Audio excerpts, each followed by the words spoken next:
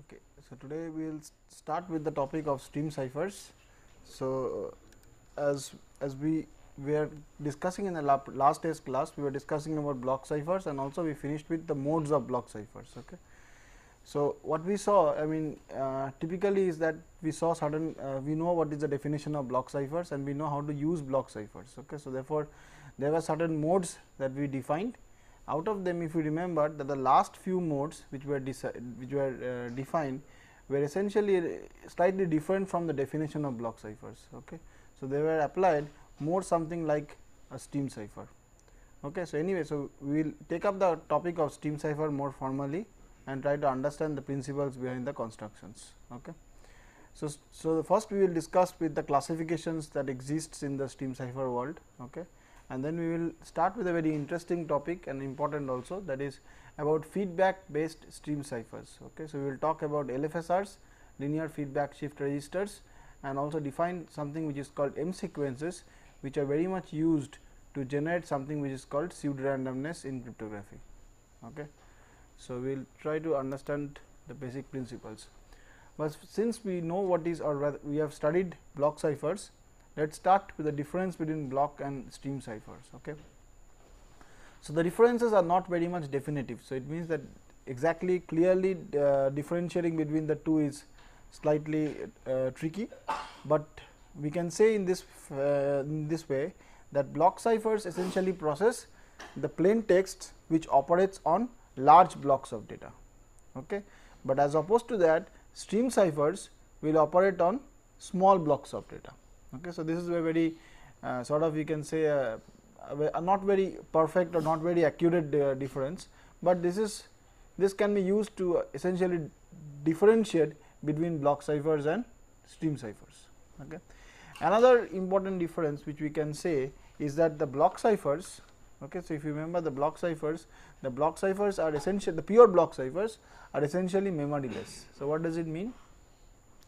It means that the output at particular time, say time t, does not depend upon what happened at time t minus 1. Okay. So, therefore, all the operations of your encryption functions are independent of your previous operation. Okay. So, this was, so when I say it is a pure block cipher mode, we remember about the ECB mode. Okay. So, in such kind of scenario, block ciphers were memoryless. Okay. But by definition, we will see that our stream ciphers are essentially having a component of memory. Okay. So, that means that it does not, in case of stream ciphers, the ciphers that you produce are not a resultant of only the plain text or the key, but also something which we call as a state. Okay. So, that is something which is called a state or a state variable which gets updated as the time goes by. Okay.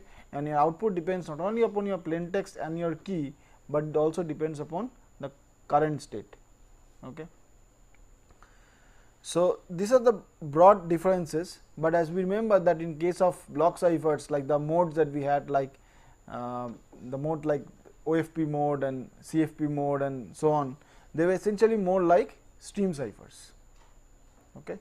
So, keeping this difference in mind and also the caveat, what we will do is we will go ahead with this definition of stream ciphers. Okay. So, let us start with something which we have already seen, which we call as a one time pad. Okay. So, one time pad is a first starting example of stream ciphers. Okay. So, therefore, if you remember, the idea was very simple, that for I varying from 1 to 3 and so on, your ciphertext Ci is obtained by the XORing of your message and your corresponding key value. Okay. So, this we call also the one-arm cipher, and this was defined over the binary alphabet, right.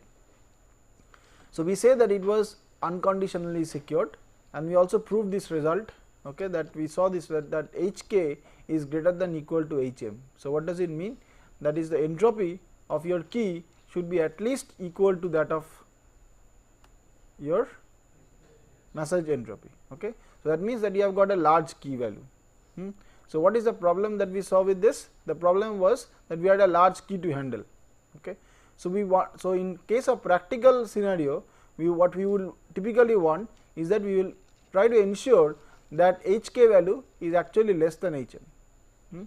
The moment we see that, we know that we are not getting something which is called as unconditional security, right. So, what we strive for is computational security, that is we are striving for the fact that suppose an adversary has got a bounded power, that is computationally bounded, we are trying to guarantee security against such kind of adversary. Okay. So, that is the model. So, therefore, that is the intent. So, therefore, the intent is protection against a computationally bounded adversary. Okay.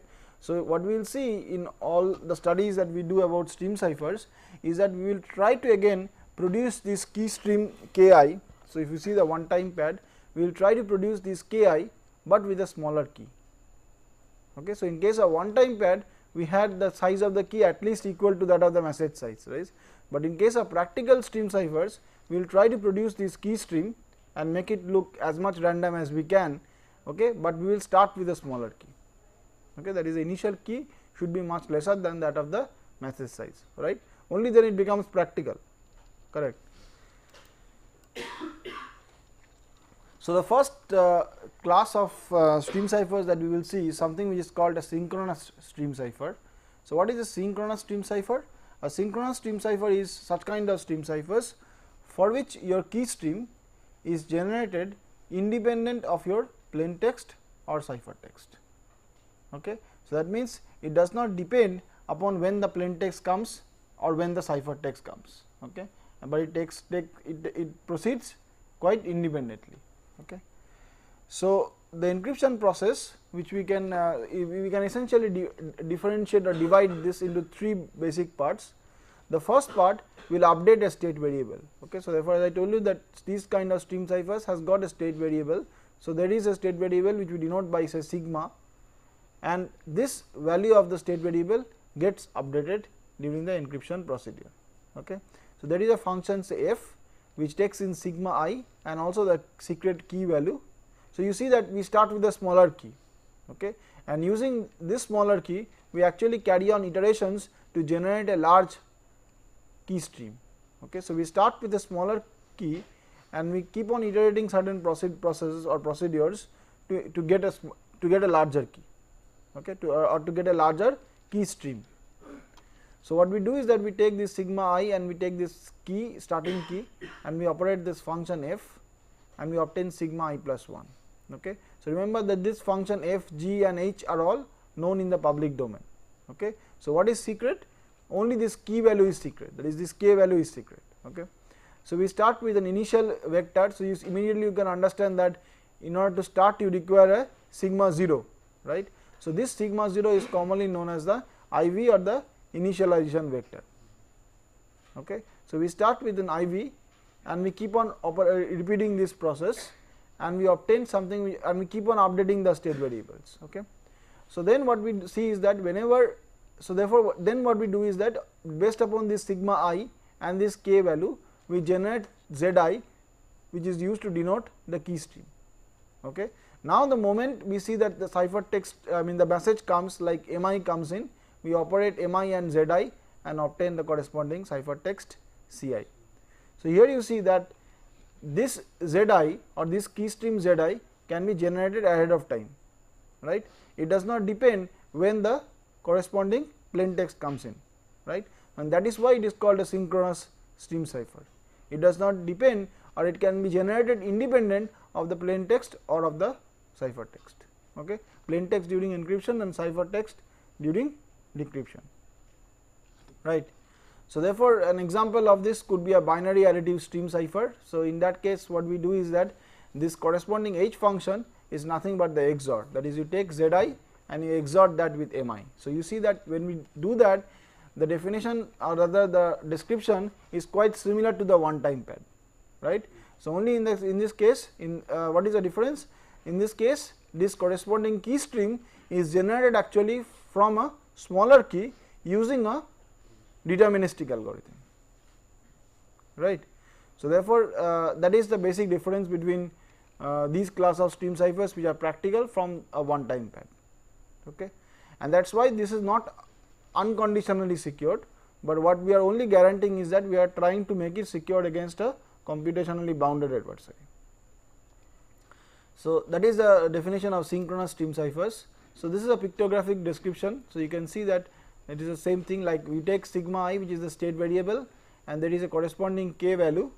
Using both these things, what we are doing essentially is that we are keeping on using the function f, we are keeping on updating this state variable function. The moment we have this corresponding state variable, we take the state variable, operate upon the key also, and we obtain the key stream, which we act upon the corresponding message to get the ciphertext, right. So, decryption is quite simple. You can see easily that what you do is that you again take the k, and you can do this same operation here also, because it does not depend upon your plain text, right. You take this sigma I, you take g, you can obtain this key stream ahead of time again, and in this case you require the inverse operation of h, right. So, if this was a modulo XOR, then this would have been the same operation, right, because modulo inverse is, modulo XOR is self invertible, right. So, therefore, you can see that you can make quite simple cipher structures using that, right, using this kind of things, and they are quite fast, right, and that is the reason why stream ciphers are quite popular. So, they were very much popular and still are quite popular. Okay. So, the properties of, so let us study some properties of these ciphers. So, we will essentially try to first of all understand one important difference that we will see with another type of ciphers that we will see next, is something which is called the requirement for synchronization. That is, you can see one thing, that is, when you are encrypting and you are sending the data to the corresponding decryptor, then this what can happen in between is that this ciphertext can get damaged, right, because of maybe of due to accidental reasons or due to malicious reasons. Okay. So, for example, even due to communication errors, there can be errors introduced in this ciphertext. Okay. So, the moment you see that, for example, so there can be two kind of damages. One in which you can drop some CI values, okay, that is, you can delete some CI values and also insert, and the other when you modify some CI values. Okay. So, in both the cases, in the decryption end, at the decryption end, there will be two types of events that occur. Okay. So, can you see that? Like, for example, let us consider first that I take CI, I have got the stream of CIs coming in, right, and I just change, say for example, a 1 to 0. So, imagine a binary alphabet. Okay. I just change a 1 to 0. What will happen? Only that particular MI would get changed, right, rest of the things will work fine, right. So, you see that if there is a corresponding change in the corresponding ciphertext, then the decryptor will not be able to figure out, except the fact that only one particular bit has got changed, rest of the things will take place fine. Okay. So, this can be a problem in certain kind of applications of these ciphers, like for example, if I want to also ensure that my integrity of data is maintained. Okay. So, there can be a problem in such kind of scenarios. Okay. So, consider another case where I drop some packets, like I take CI for example, and I start dropping some values of CIs. Then what will happen? Then there will be a disaster actually at the decryption end. You see that if I start doing that, then there will be a total loss of synchronization. Okay. So, you see that if I start dropping or deleting some values of CI or inserting some extra values of CI into the stream, then there will be a complete desynchronization between the encryption and the decryption portions. Okay. So, how do you recover? The only way to recover would be to reset, right, to start again from the scratch, or what we can do is like what we do in typical examples of networks, we can actually have some demarkers, right, we can have some markers. Okay. But you see that this is adding to the complexity of your job. Okay. So, we would actually would have wanted another kind, a class of stream ciphers where we can alleviate this problem, right. So, therefore, that is the thing which we have mentioned here. So, let us again read out these properties. So, it says that the sender and the receiver must be synchronized, that is using the same key and operating at the same state with that key, okay, within that key. So, insertion or deletion may cause loss of synchronization. Okay. Resynchronization may need reinitialization and or special marks in the stream at regular intervals. Okay. Similarly, you see that there are no error propagation. So, if I just modify one digit, only that corresponding digit gets modified. Okay. So, this essentially leads to certain kinds of active attacks, can lead to active attacks, like for example, if I insert, delete or replay, okay, then this cause loss of synchronization. Okay. And immediately you see that this is detected by the decryptor, because in such kind of things there is a complete havoc taking place at the decryption end, right. So, I can possibly figure out that these kind of things have taken place, like there has been some ciphertext being inserted or deleted. Okay. So, therefore, you see that I can ensure this kind of that I am able to, at the decryption end, I am able to figure out that such kind of malice has taken place. Okay. But if you just, for example, change a particular ciphertext value, then I am not so easy, then it is not so easy to figure it out. Okay. Because in that case the rest of the decryption takes place fine and only few changes occur. Okay. So, if you see that at the decryption end, if large number of changes occur, then it will be easy for me to understand, right. So, therefore, if you actually delete or insert some ciphertext values, that becomes easy. Okay. But if you change some values, then you are not able to figure out, right. So, therefore, in this class of stream ciphers, what we see is that if we change some ciphertext values, okay, then it becomes easier to capture at the decryption end. But if you insert or delete, I mean sorry, the other way around, if you insert or delete, it becomes easy to capture, but if you actually just change or modify some ciphertext values, say one ciphertext value, then it is not so easy to capture. Okay. So, this is actually quite different from another class of stream ciphers, which we call as self synchronization stream ciphers. Okay. So, what is a self synchronization stream cipher? We will just see. So, it is an asynchronous stream cipher as opposed to the previous one. It is one in which the key stream is generated as a function of the key and a fixed number of previous ciphertext digits. Okay. So, therefore, in this case I think what you can see like this, that is, if you for example consider a window of ciphertexts. Okay. So, let us consider a window of size t. Okay. And therefore, what we see is that if the corresponding state variable sigma I depends only upon this window of size t. Okay. And therefore, this is an essential difference between the previous class of stream ciphers and this. Why? Now, because if the error occurs anywhere outside this window, then there is no problem in the decryption end. Okay. The problem occurs only if there is an error inside this window. Okay. So, that means this helps, this property helps to automatically recover. Okay. So, I think it will be clear with this diagram and with this description, that is, for example, you consider this window of size t like Ci minus 1 to Ci minus t. So, you considered Ci minus t, Ci minus t plus 1 and so on till Ci minus 1. So, this determines your sigma I value, and then just like in the previous case, you operate take sigma I, take key k and operate g and obtain the stream zi, and then again operate upon zi and mi to obtain your corresponding ciphertext value. Okay. So, in this case the initial state will look like this. Okay. So, if you just consider the diagram, you see that it will look like this. So, you have got a window of ciphertexts. Okay. This operates upon your g value and gives you, I mean your g value takes these ciphertext values, takes the key k and obtains the stream cipher zi. Okay. Now, this zi and your message mi gets operated with the function h. It could be a simple XOR and you operate the value of Ci. Okay. What you do at the decryption end is exactly the opposite, right. So, you take again these ciphertexts and again take this function h, okay, and take this function g, obtain the key stream, act upon the inverse of h and obtain back the plain text. Okay.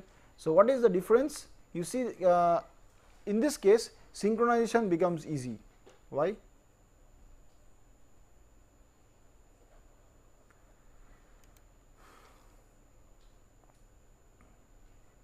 It's simple, right, because you see that in this particular diagram, if there are errors only in this window, then you have a problem. Okay. Otherwise, it is fine. So, suppose there has been some deletions that take place, some modifications that take place, Okay. As long as the effect of this persists, you will find that the corresponding decryptions will be faulty, but after the problem vanishes, then actually your decryption works fine. Okay. So, therefore, if there is even if there is a problem, you can eventually get out of that problem, right.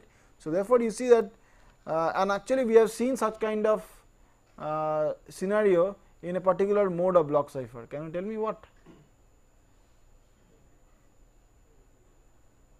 In a cipher feedback block. Okay. If you remember, we had an R bit left shift there. Okay. So, I will come to that, but I mean we have already seen that example. Okay. So, in this case you see that self synchronization is possible. Okay. So, if there are insertions and deletions, then at most t digits may be lost. Okay. So, if there are at most t digits which are lost, I can still get out of this problem. Okay. So, limited error propagation, that is one digit modification or insertion or deletion may cause incorrect decryption of up to t digits. This is also another difference from the previous one. In case of previous that is synchronous stream ciphers, what we have seen is that if you modify only a particular ciphertext Ci, then only that particular digit in your plaintext gets modified. Okay. But here a particular ciphertext has got a control over t decryptions. Okay. So, therefore, t even if there is a modification in only one single bit, okay, or in one single digit, then you will find that there will be corresponding problems in the decryption for t number of times. Okay.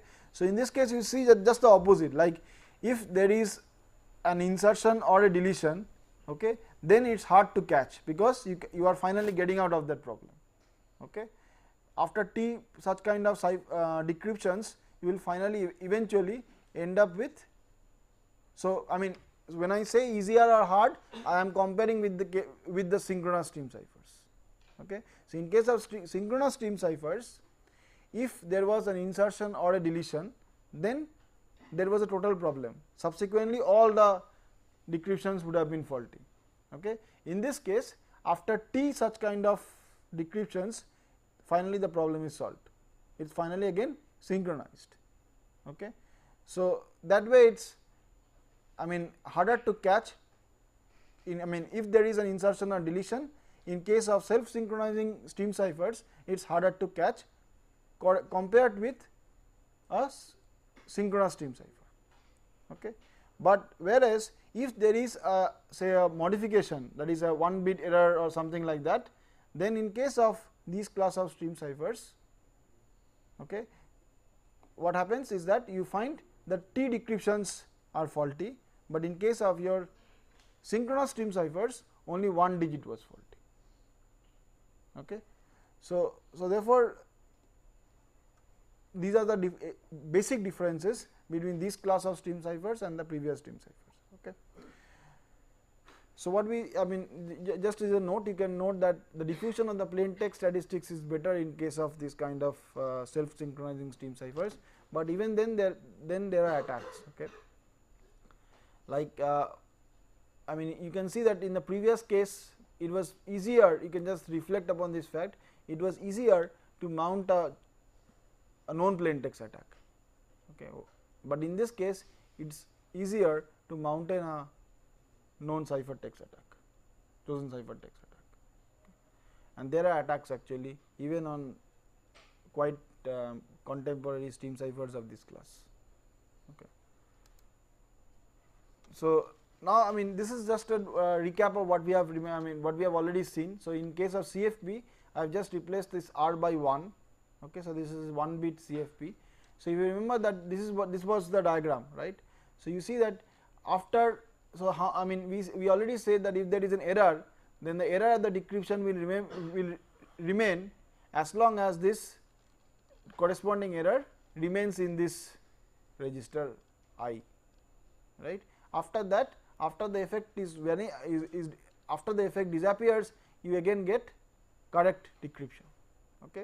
So, you see that this is an example of self synchronizing stream cipher.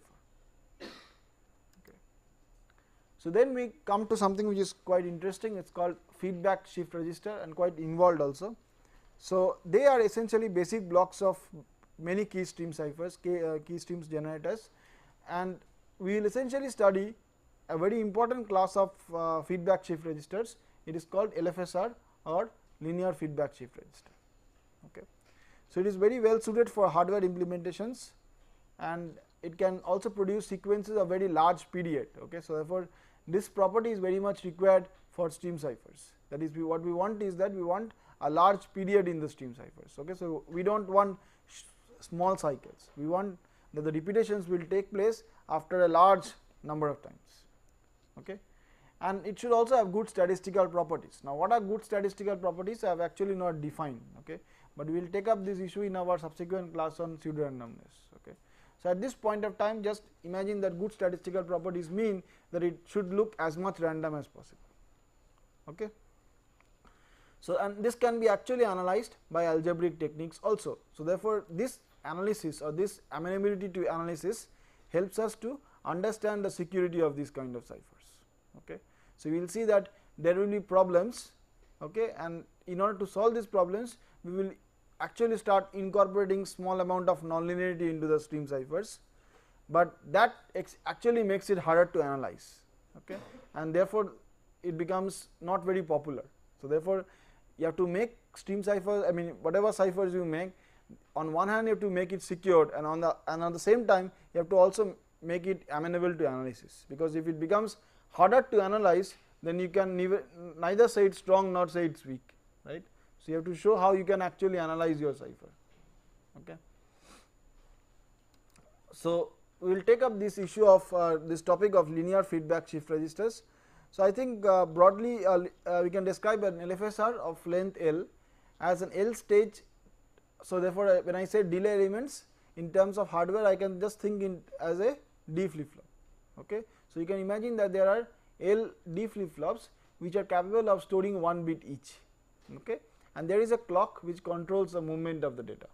Okay. So, you can understand that this is a shift register. So, what does it mean? That is, there is essentially a shifting in these arrays. Okay.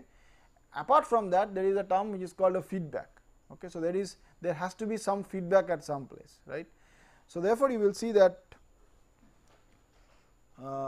and in case of an LFSR, you have this, like you have this structure, like you have got this array of, I mean array of cells. Okay.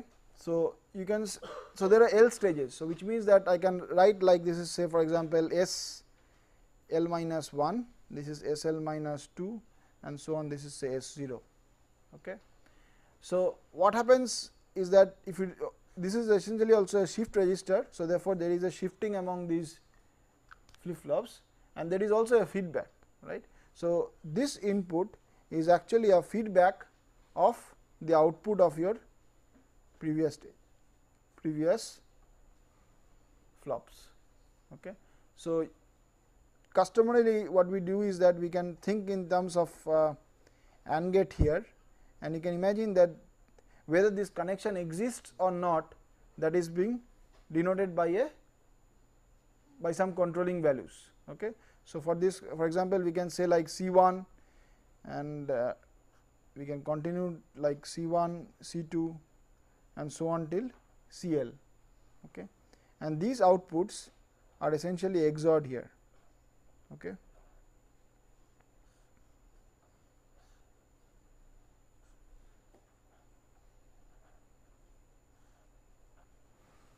Okay. So, this is an example of, so therefore, this is your feedback portion. So, this is your feedback, okay, and you can now understand probably also say or appreciate why it is called linear feedback, because of these XORs. Okay. So, if I had replaced these XORs by say AND gates or some other gates, then this would not have been called a linear feedback shift register.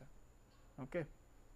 And there are actually examples of something which is called a nonlinear feedback shift registers also. Okay. So, but we will essentially study with linear feedback shift registers, and this is how the diagram looks like. And this feedback is also sometimes it is called a connection, okay, and this is sometimes denoted by something which is called a connection polynomial. Okay. So, I can represent or denote this feedback by a polynomial which is called a connection polynomial. Okay. And it is like this, it works like this, C 1 plus C 1 d plus so on till C L. Okay. So, I call it C L and d to the power of say L, okay, where L is your length. Okay. So, if I want an L, I mean if I want that the degree of this polynomial will be L, okay, then I have to ensure that the value of C L should be 1. So, therefore, that means that always this value of C L should be equal to 1. Okay. And what is that? I mean, and there are some merits why C L is kept equal to 1, okay, because we also want periodic sequences. Okay. So, this is how it looks like, and this is again a diagram, I mean a better diagram for the same thing. Okay. And this is denoted as L comma C D. Okay. So, therefore, L is the length and C D is your connection polynomial. Okay. And C D is as I told you is works out like this. And what is L? L is the length of the LFSR. Okay. And this tuple essentially defines a corresponding LFSR. Okay. So, we can consider a very simple example, like you can take a 4 stage LFSR for which the connection polynomial is 1 plus d power 4.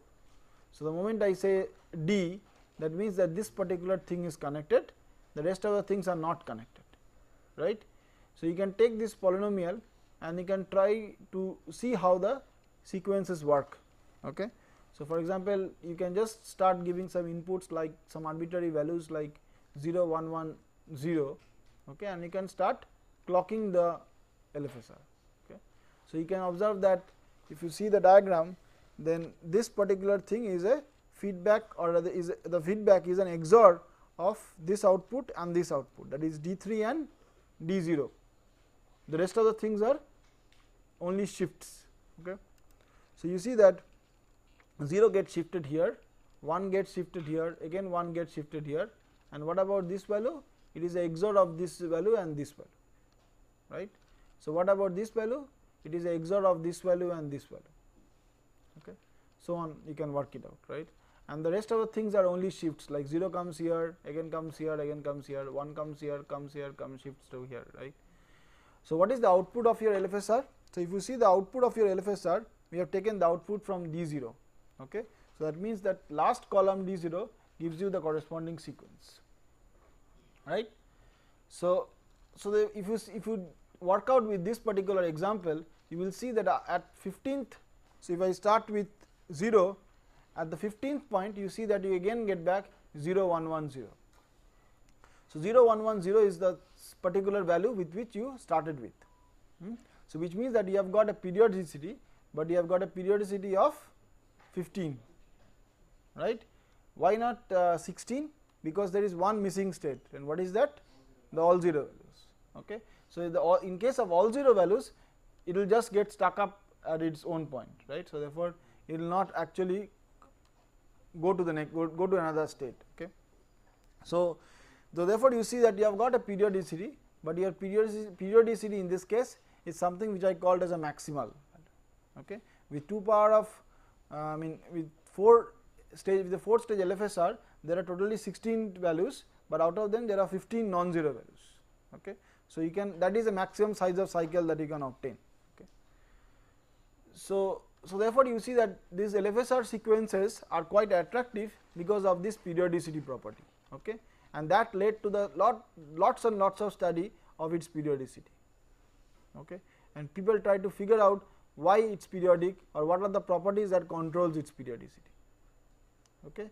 So, for example, like if you see that if your CD is a connection polynomial of degree L and is irreducible over Z2, then each of the 2 to the power of L minus 1 non-zero initial states of the LFSR produces an output sequence which is periodic. Okay. And what is the size of the, what is the periodicity? The periodicity will be the minimum value, okay, for which the connection polynomial, minimum integer value for which the connection polynomial divides 1 plus d power of n. Okay. So, therefore, that is the minimum such value for which it divides. Okay. So, this n will be actually a capital N. Okay. So, there is a mistake, this integer n and this is that integer n. Okay. So, in this case you will see that this, I mean, so therefore, if you take irreducible polynomials for your connection polynomial, okay, then you will find that it will be periodic, okay, and your periodicity will be actually the minimum value of n for which 1 plus d power of n will be divisible by C d, okay. That is that smallest value of n, and you will see that in all cases this value n will actually divide 2 power L minus 1, 2 power L minus 1. So, n will always divide 2 power L minus 1, okay. So, if I brief, what I am trying to say is this, that is C d is irreducible, okay.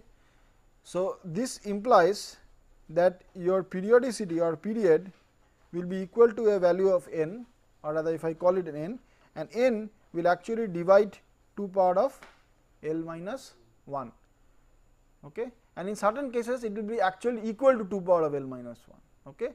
In those kinds of cases, in those cases when n is equal to 2 power of L minus 1, C d is actually called a primitive polynomial.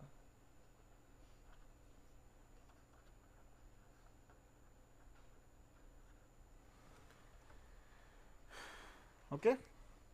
So, what is a primitive polynomial? We can define it in this fashion.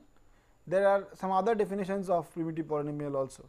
So, you can immediately figure out that one definition of primitive polynomial would be like what I said you, that C d divides x to the power of n d to the power of n minus 1, right. So, therefore, n in case of irreducible polynomial, so if you come to this particular thing, that is the minimum value of n for which 1 plus d power of n is divisible by C d, okay. And when this n is actually equal to 2 power of L minus 1, then that is called a primitive polynomial, okay.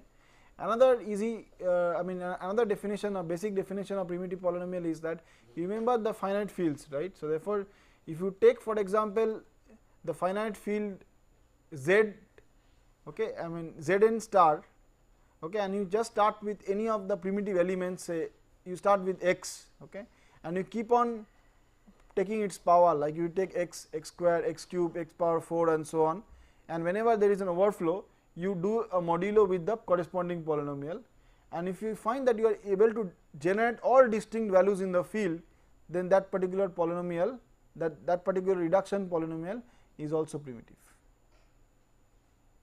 okay.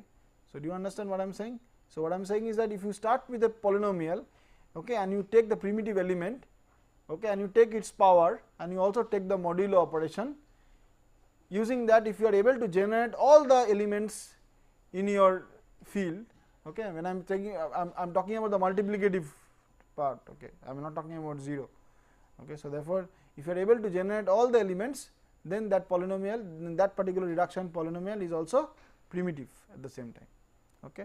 So, in this case luckily 1 plus d power 1 plus d power of 4 was actually a primitive polynomial for finite field over 4. So, if you in terms of finite in terms of the Galois field notation, it is gf 2 power 4, okay. So, therefore, if 1 plus d power of 4 is actually a primitive polynomial of gf 2 power of 4, and therefore, actually the periodicity of the corresponding LFSR was equal to 15, which was equal to 2 power 4 minus 1, okay. So, the next question that we will take up, and is actually quite a non-trivial question, that is, can I reconstruct the LFSR, that is, given a sequence, can I actually reconstruct back the LFSR. So, therefore, if I give you a sequence and the question is, can we reconstruct the LFSR which generates the sequence? Do you understand the problem? Okay. So, now the problem that I am talking about is that if I give you the corresponding output sequence and I want back the LFSR. So, there are two things that is important. One is the length of the LFSR, and the second thing is that the feedback of the LFSR. Okay. So, I need to compute both the things. Okay. So, there is a term which is called linear complexity, and this problem is essentially something defined by something which is called a linear complexity. Okay. So, therefore, an LFSR is said to generate a sequence S if there is some initial state for which the output sequence of an LFSR is S. So, this is a quite simple definition. So, this is just to define what you mean by generating the sequence, and if the sequence has got a finite length n, then we will use Sn to denote that. Okay. So, what is a linear complexity? So, linear complexity of an infinite binary sequence S is denoted as follows. If S is a 0 sequence, so 0 sequence means all zeros, then I define Ls to be equal to 0. If no LFSR can generate S, then Ls is actually equal to infinity. Okay, that means it's Ls is equal to infinity. I mean, all these things will make sense with this third point. Okay, it says that otherwise Ls is the length of the shortest LFSR that generates S. Okay, so this L is something which is called the linear complexity. Okay, so what I am interested is in finding out the smallest LFSR which will generate a given sequence. Okay. So, therefore, there are two things that I am interested in, if you understand. One is the length of the LFSR, what is the smallest length which generates it, and the other thing is that what is the corresponding connection polynomial, right. So, how do I understand that? Okay, so let us start with a simple example. Okay, and there is I mean, it is better to start with the example, because there is a quite involved algorithm in, I mean we will just decide whether we will go into in depth or not, but at least we will try to appreciate what is meant by a linear complexity. Okay. So, therefore, let us try with this simple example. So, let us try to reconstruct an LFSR whose sequence is say 0 0 1 1 1 0 1 1. Okay. So, let us start with only these two 0 0. So, immediately you can understand that if you have got two corresponding next to next zeros, subsequent zeros, then your LFSR length cannot be 2, right, because if your LFSR length is 2, then you are getting stuck up at that point, right. So, it has to be more than 2, right. So, therefore, what is the size that you can start with next? It is 3, right.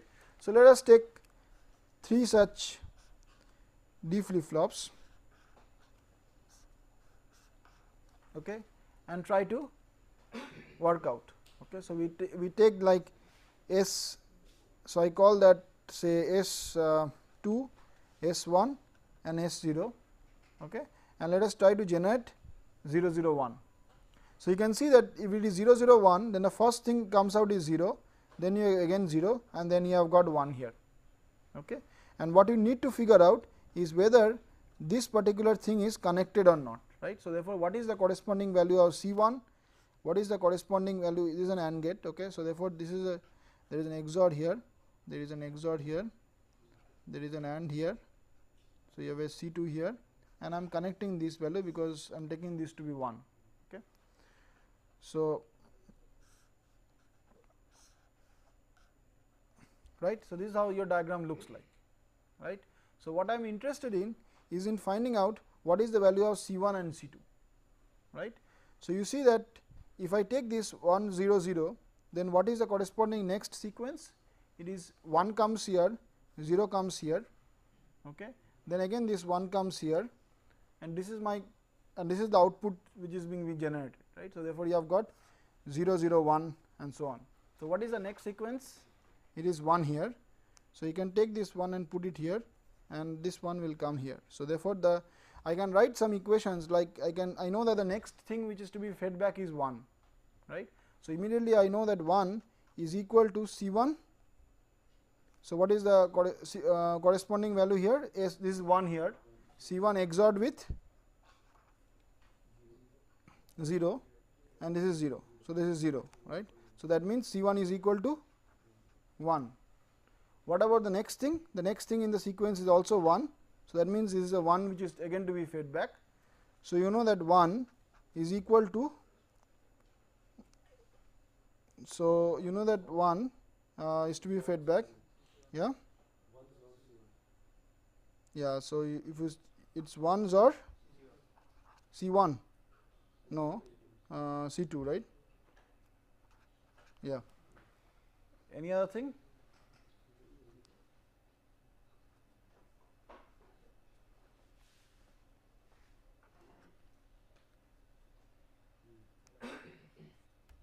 That is fine. So, that means what is the value of C2? It is 0. Okay. What about the next sequence? It is 0. So, you should get back here 0. Are you able to get back 0? So, you see that the next thing that you get back here 0 is suppose this is 1 and this is 0, okay, then you are actually getting back 0, right. So, therefore, you see that you are getting back, you are getting 0 0 1 1 1 and 0, okay. But what about the next thing that you will get? You will actually not get up, you will get 1. Will you get 1 next? You are getting back 1 also. You see that? But there will be a problem with this one. So, here instead of 1 you will have 0. So, that means that this particular LFSR configuration cannot generate beyond this, right. So, you see that is, so you start to understand that there is something which is called the smallest possible length, okay, and therefore, you need a bigger LFSR to do the thing, okay. And you can actually work out this example with a 4-stage LFSR, and you will find out that there will be some inconsistencies in the equations, for which you can understand that a 4-stage LFSR will actually not give you this sequence also, okay. So, actually it will be a 5-stage LFSR which will give you this output, okay, and the equations will become only a little bit more complex, okay. So, what you understand that if you write in such kind of, in such a fashion and you obtain a linear system of equations, then you can actually solve them, right. You actually require 2n number of bits to solve these equations, okay. But the thing is that the solving becomes easier by a certain approach, okay, and that approach is known as the Burle-Massey algorithm, okay. But this essentially gives you an idea. So, what we today discussed is about a basic idea that there is something which is called the smallest possible length of an LFSR which generates a given sequence, okay. So, that means that you start to understand that you need a bigger LFSR to generate the corresponding subsequences, I mean the subsequent sequences, okay. So, you can ponder about this particular point, and you can just think of this point, that what we have discussed is about an LFSR which has got no all 0 values, that can you modify the LFSR with connection polynomial primitive to include the all 0 state, okay. So, some of the references, you know, that I followed a little bit of Stinson's book, but mainly I have followed Menez's handbook of applied cryptography. This book is actually available online, okay. So, you can actually download this chapter, it is chapter 6 of this book, and you can study this chapter also, okay. So, we will continue with stream cipher.